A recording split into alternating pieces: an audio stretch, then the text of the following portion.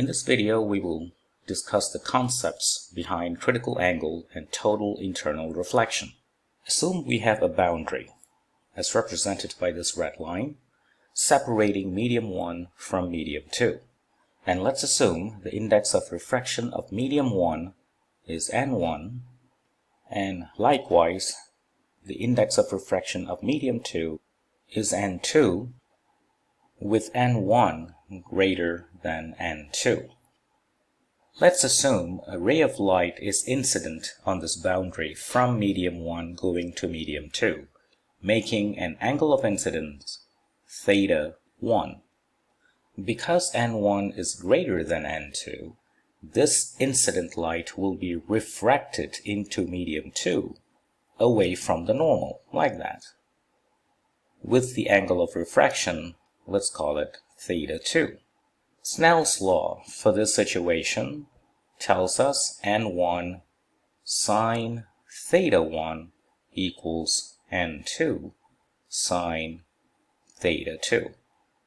Now let's increase theta 1 gradually, say in that direction. The refracted ray will now go even closer to the boundary, like that.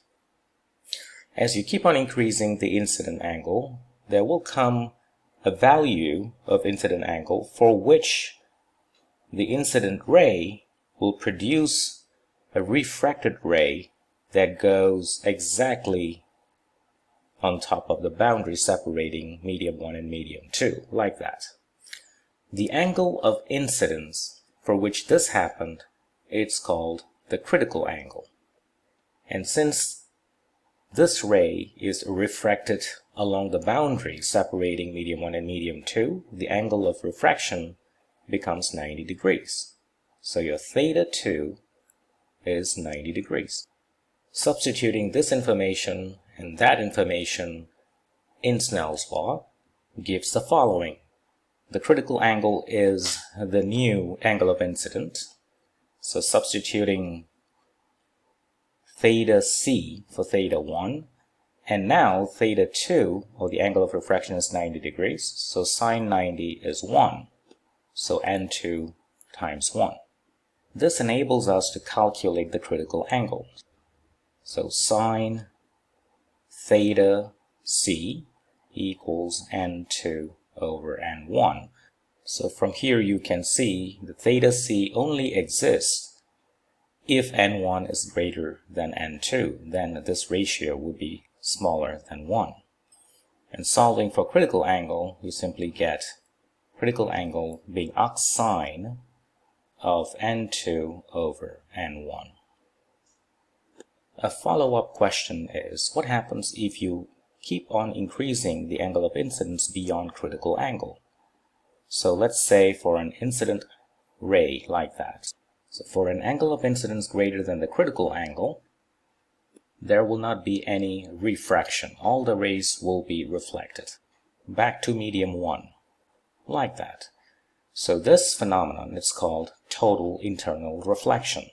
And in order to have total internal reflection between two medium 1 and medium 2, creating a boundary, the index of refraction n1 must be greater than n2. That is to say, total internal reflection occurs only when a ray is incident on an interface or a boundary with a second material whose index of refraction is smaller than that of the material in which the ray is traveling. Let's look at problem 1. The critical angle for a total internal reflection at a liquid-air boundary, represented by this red line here, is 35 degrees. If a ray of light traveling in the liquid has an angle of incidence at the boundary of 26 degrees, what is the angle of refraction? So let's do this problem first. Index of refraction of air can be taken to be 1.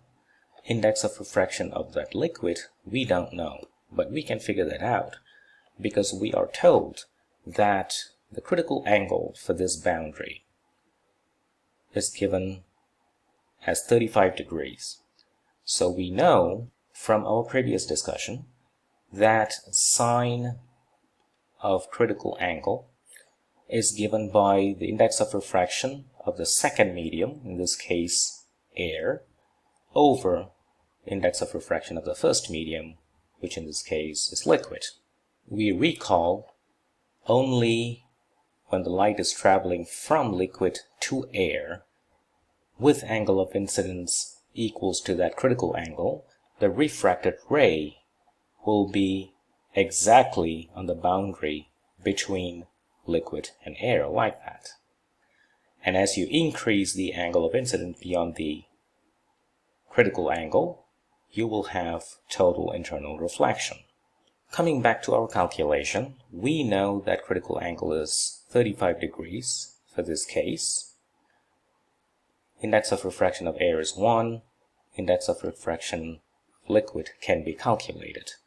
And when you do that, you see you get 1.74 for the index of refraction of the liquid. Having found the index of refraction of this liquid, we can proceed to find the answer for part A. Part A asks us to calculate the angle of refraction if the angle of incidence is 26 degrees. So this is 26 degrees. So what would be the angle of refraction? Let's say the refraction is like that. What is this theta 2? Snell's law tells you that the index of refraction of liquid, which is 1.74, times the sine of angle of incidence, in this case is 26 degrees, equals the angle of the index of refraction of air times the sine of the angle of refraction into medium 2, which in this case is air. Let's call it theta 2. And you can calculate theta 2 from that equation, and will turn out to be 49.7 degrees. Now part B. If a ray of light traveling in the air has an angle of incidence at the boundary of 26 degrees, what is the angle of refraction now? So what that means is we reverse the direction of travel. So now the light is moving in the air, and that is the angle of incidence, which is 26 degrees. Now the refraction will be towards the normal. It will bend towards the normal as it goes from air to liquid, because the index of refraction of liquid is greater than the index of refraction for air. And we want to determine that theta. So using Snell's law, so this is part B here, index of refraction for air is 1. Angle of incidence in this case is 26, so sine 26. The second medium now is liquid, so index of refraction of which is 1.74. And the angle of refraction is theta, so sine theta. So sine theta is sine 26 over 1.74, from which theta can be calculated. And you will get 14.6 degrees for the answer of part B. Problem 2. A liquid whose index of refraction is 1.64 is poured on a glass plate whose index of refraction is 1.51. Find the critical angle for total internal reflection of a light ray in the liquid when it is incident on the liquid to glass surface.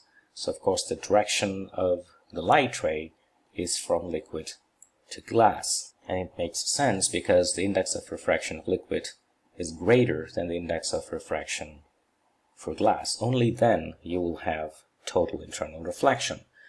So at critical angle, the path the ray of light takes will be as shown by these green arrows. So that is the incident ray, and that is the refracted ray, which actually goes on the boundary separating liquid and glass. Snell's law gives 1.64, the index of refraction of liquid, sine of critical angle, equals 1.51, which is the index of refraction of glass, times sine angle of refraction, which is 90 degrees. So theta c is quite simply arc sine 1.51 over 1.64, which is 67 degrees. And that solves the problem.